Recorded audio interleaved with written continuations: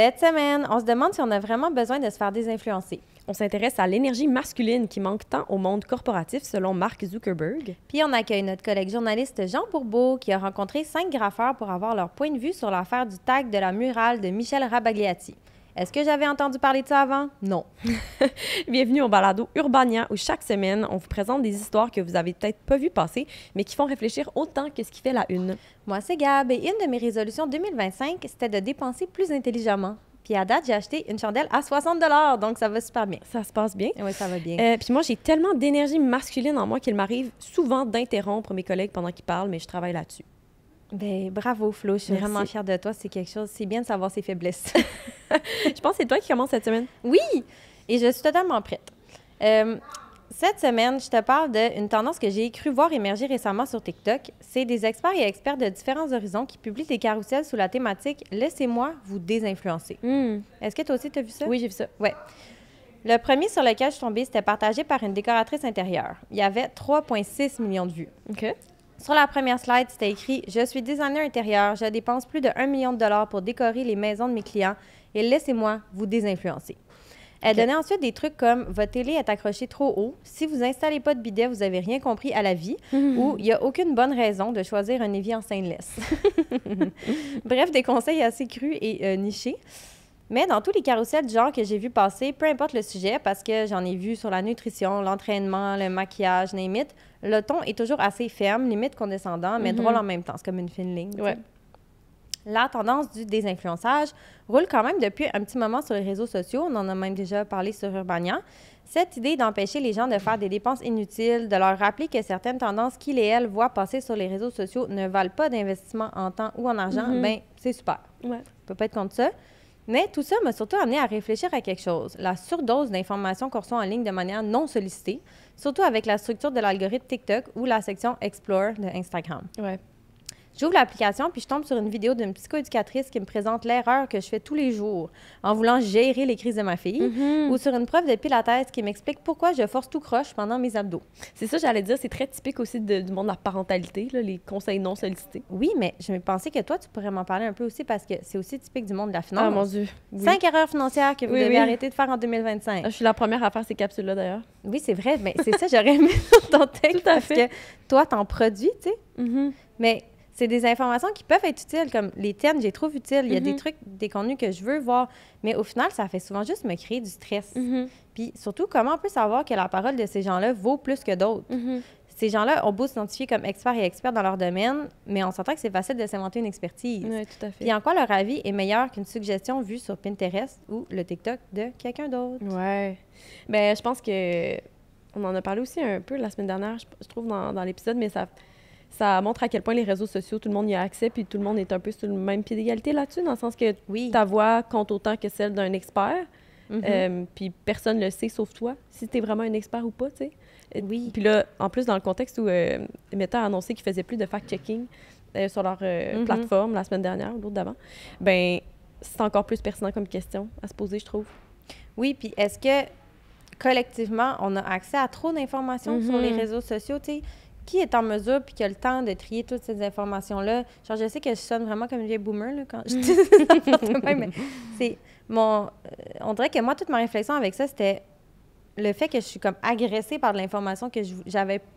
Si j'avais voulu la savoir, j'aurais pu la rechercher moi-même. Mais là, j'ai fait aucune recherche. Puis là, tout de suite, tu me dis quelles erreurs financières je fais, comment j'élève mal ma fille. Tu sais, j'ai pas besoin de savoir ça.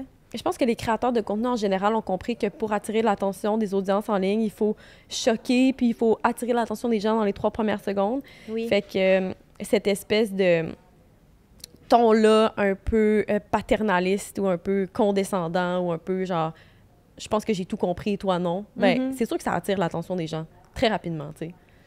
Oui, puis je pense qu'on en fait du contenu, nous aussi, en ligne, là, puis on en parlait cette semaine, que les formules négatives performent beaucoup mieux au niveau des clics, des pages vues, que des formules positives. Ben vraiment, moi, sur 4,95, depuis des mois, là, genre, si je fais des top 10 de pires affaires ou des trucs que tu oublies, ou de, tu sais, c'est ça qui fonctionne. Mais si je fais un top 10 de solutions ou d'alternatives économiques ou écologiques, ça pogne pas.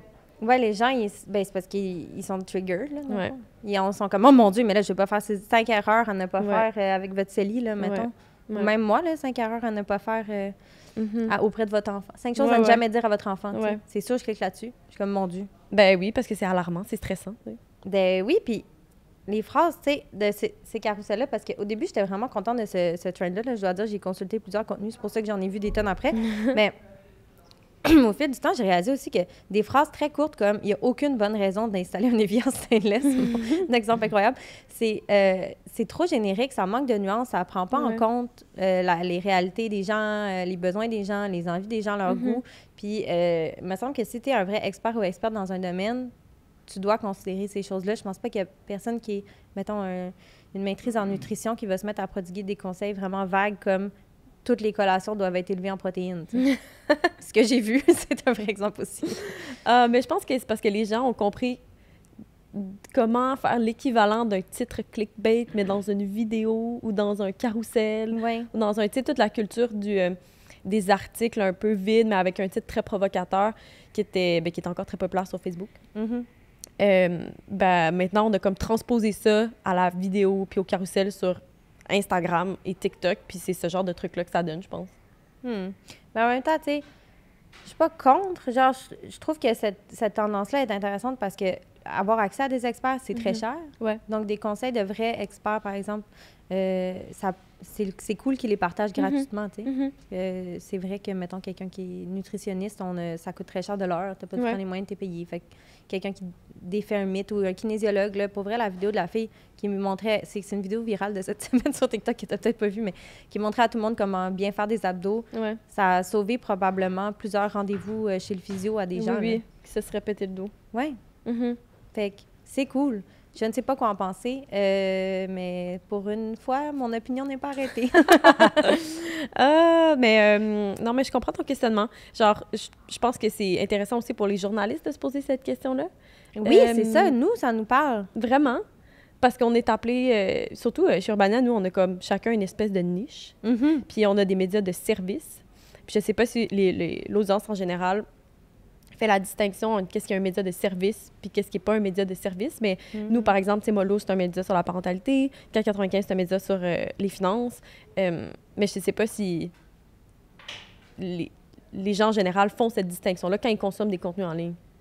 Qu'on n'est pas des experts et expertes, on est juste Qu'on n'est pas des experts, des expertes, mais que notre mission, c'est quand même d'éduquer un peu, d'informer, de donner des trucs, d'outiller les gens, tu sais.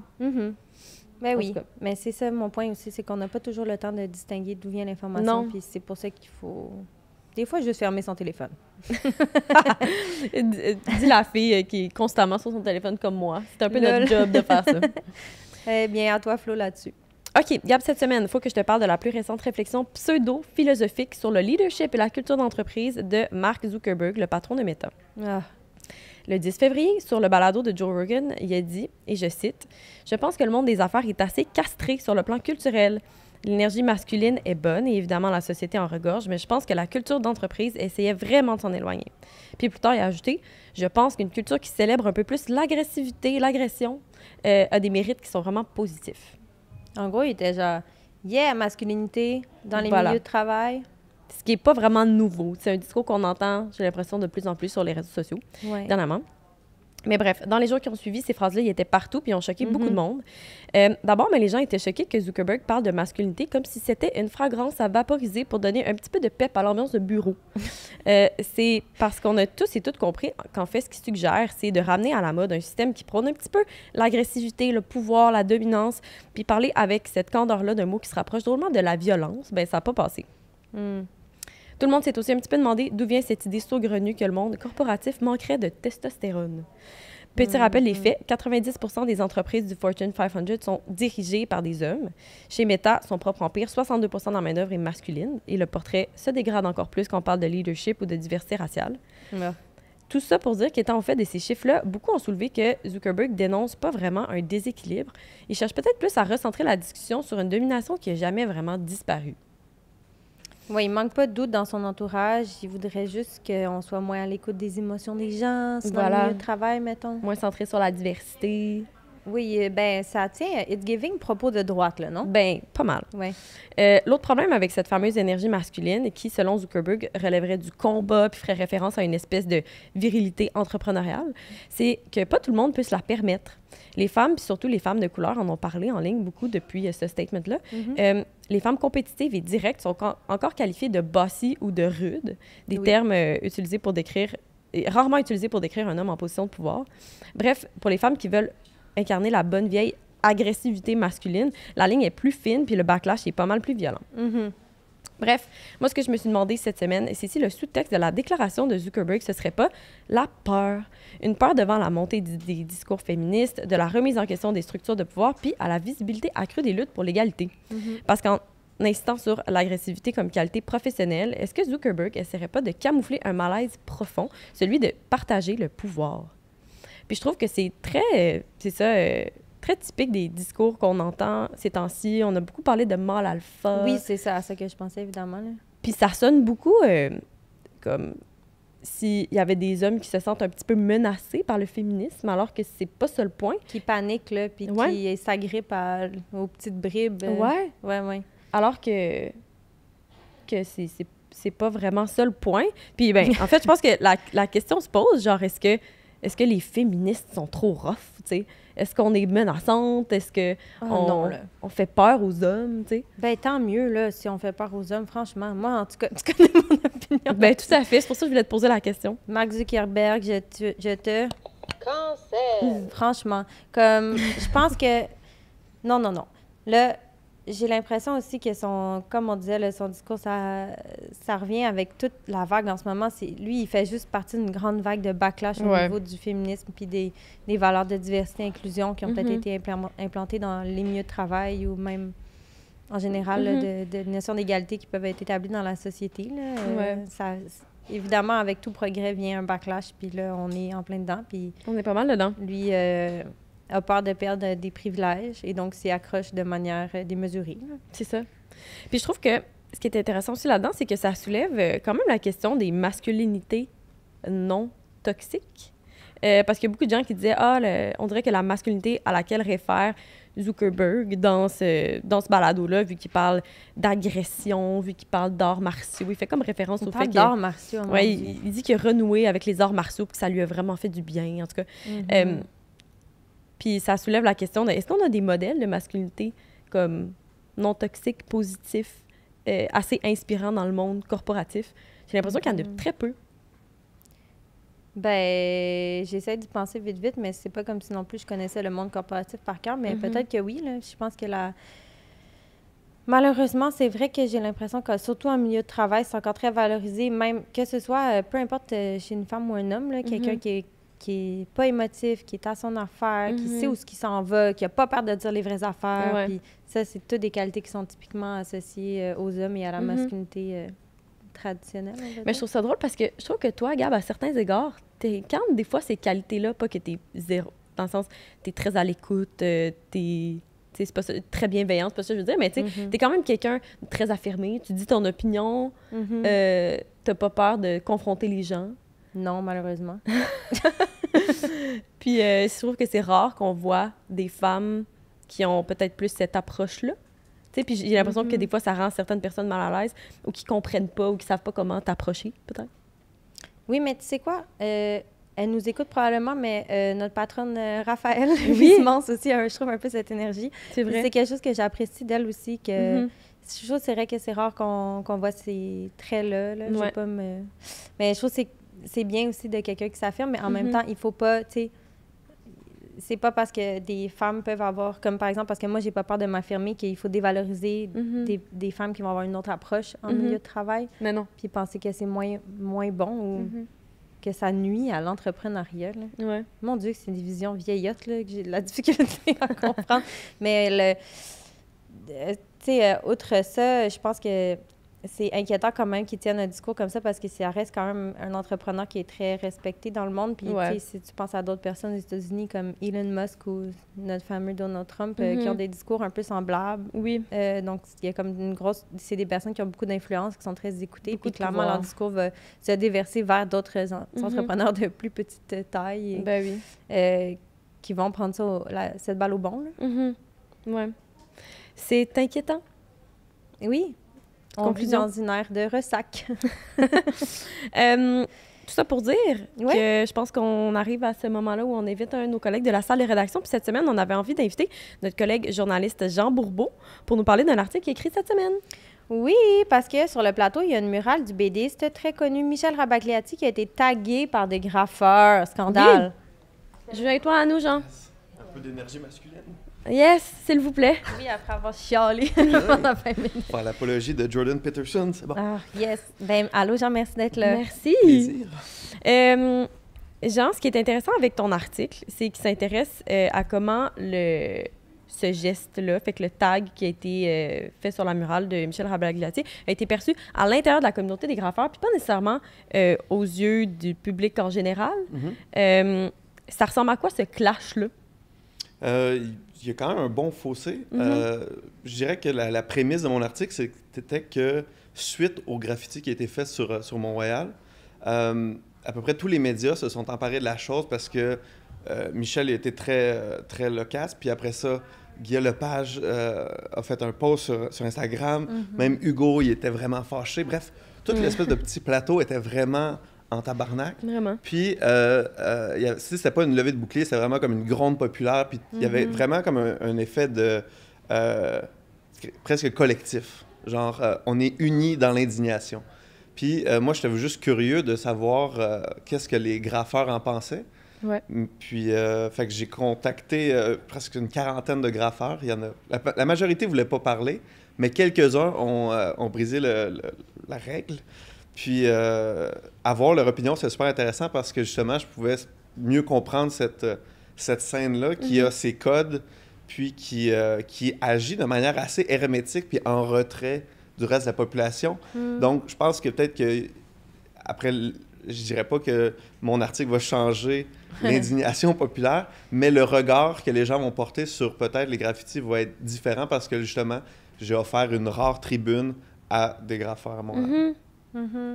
Mais moi, je me demandais là, pourquoi, parce que là, on vient d'en parler, comme pourquoi qu'on a autant parlé de ça? C'est moi, là, tu disais que c'est une affaire de bobo du plateau, c'est un scandale de boomer. On dirait, moi, je n'avais pas vraiment entendu parler, là, peut-être que j'étais déconnectée, là, mais là, quand j'ai plongé dans cette table, j'étais genre, voyons, tout le monde parle juste de ça, mais tu sais, tout le monde, c'est pas vrai. Tout le monde, c'est un certain pan de la population. Comme je viens du plateau, là, mais c'est...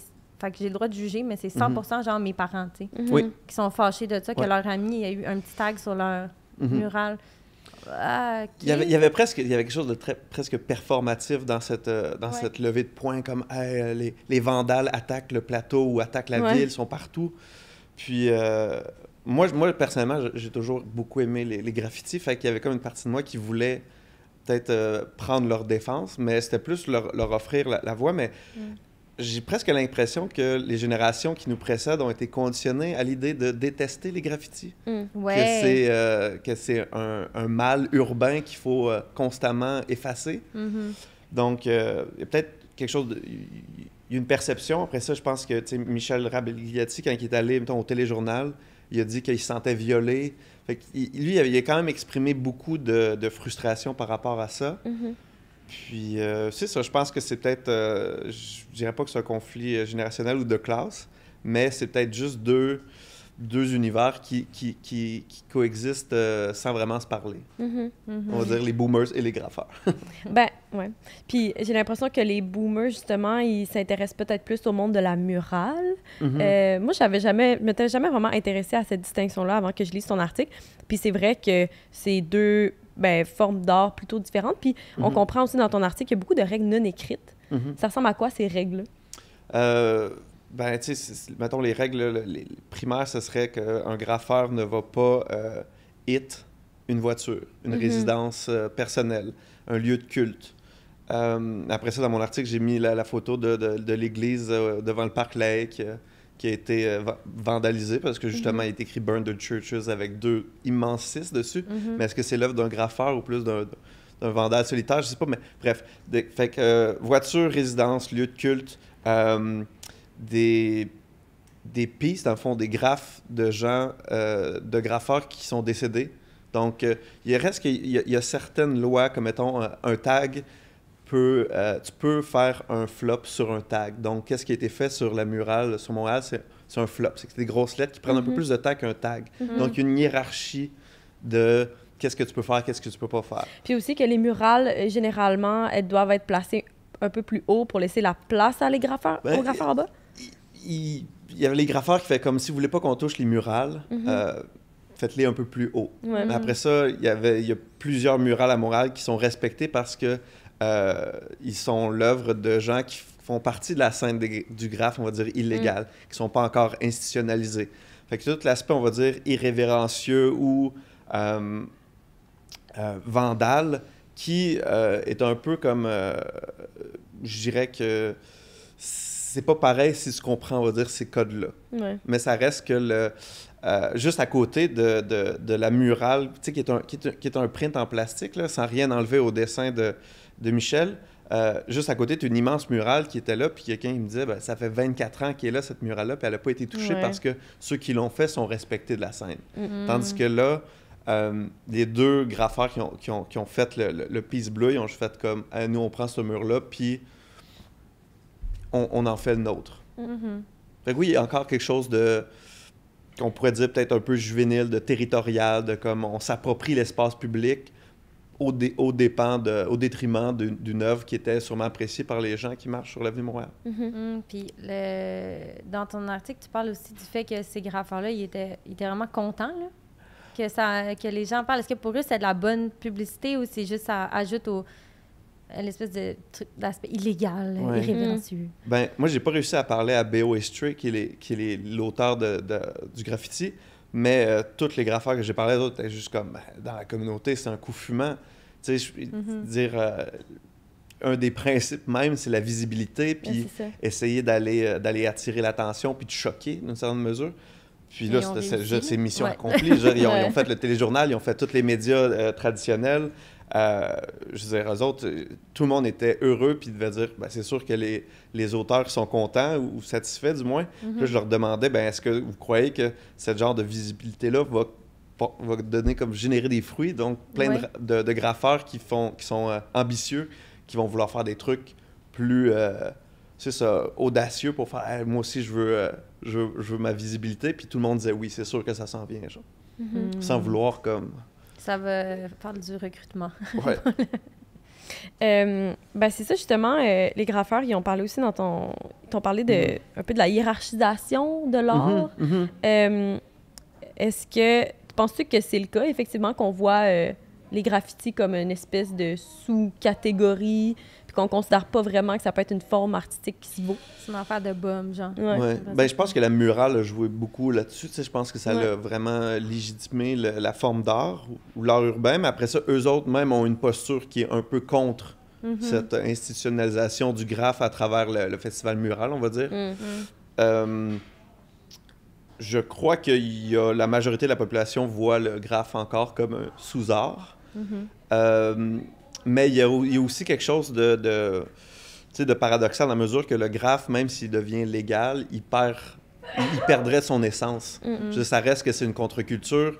Je pense que même qu'il y a beaucoup de graffeurs qui ont accès à des murs de façon légale, puis ils vont continuer à faire de l'illégal. Je pense que ça reste que c'est inhérent à la culture, puis il y a quelque chose de street que le graphe va jamais vouloir comme se retirer.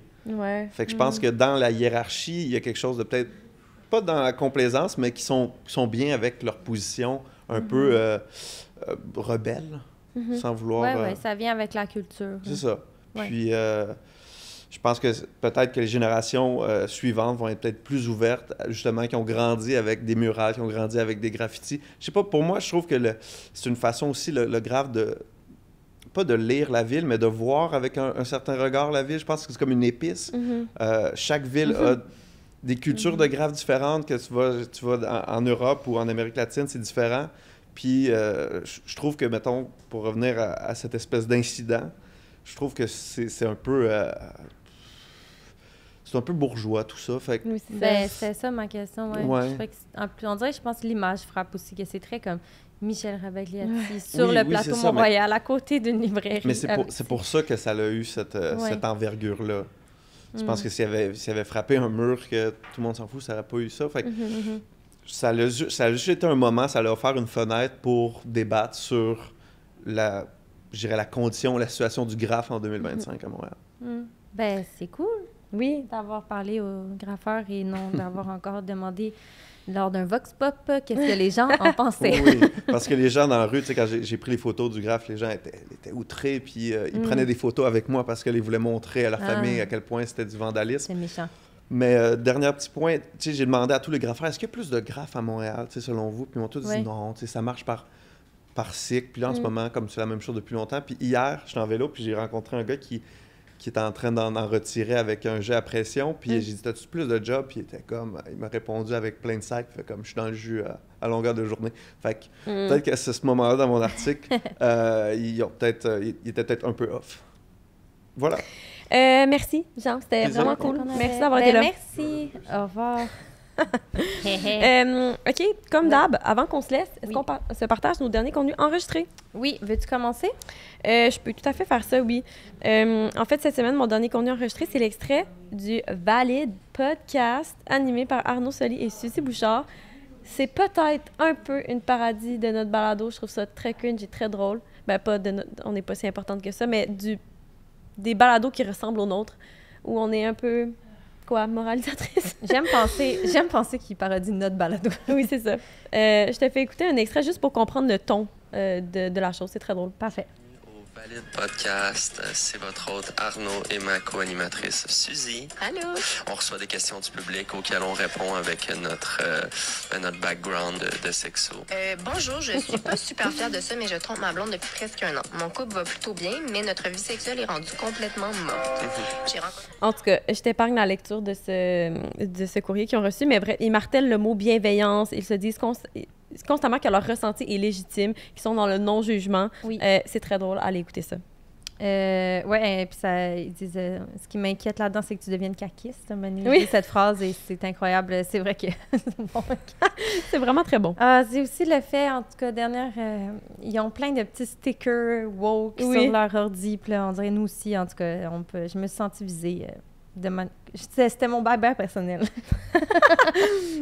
Et moi, cette semaine, je suis tombée sur quelqu'un qui feuillette les circulaires à ma place. Oh! Car je ne fais pas ça du tout, même si probablement tu penses que je devrais, Flo. Mais non. Écoute bien ça. Petite vidéo rapide pour vous parler d'un gros rabais chez Métro cette semaine. Les pâtés chinois sont seulement à 33,62 en ce moment. J'en ai acheté 20 et je peux pas payer mon loyer. Petite vidéo rapide. C'est bien un homme, c'est qui lui? Lui, je sais même pas. Il s'appelle Croque Bistrot. Croque Bistrot. Oui, il fait des vidéos de ce genre. Il a juste 898 followers, donc si vous voulez aller suivre, il va peut-être se rendre à 1000 cette semaine. C'est très niche. Oui, c'est très niche. Hey, c'était tout pour oui, cette semaine. Je pense que c'était tout. Merci, Gab. Merci, Jean, d'avoir été là. D'ailleurs, j'en profite pour annoncer ici qu'on a un épisode vraiment spécial avec un invité qui va vous surprendre la semaine prochaine. Fait que manquez pas ça. Hey, c'est tellement mystérieux. Si vous avez aimé ça, vous savez quoi faire. Likez, partagez et abonnez-vous pour ne jamais rater un épisode. Puis pour plus de conversations éclairantes, d'histoires surprenantes et de rencontres extraordinaires, abonnez-vous au Micro-Mag Urbania. C'était Flo et Gab. On se retrouve la semaine prochaine. Bye! Bye!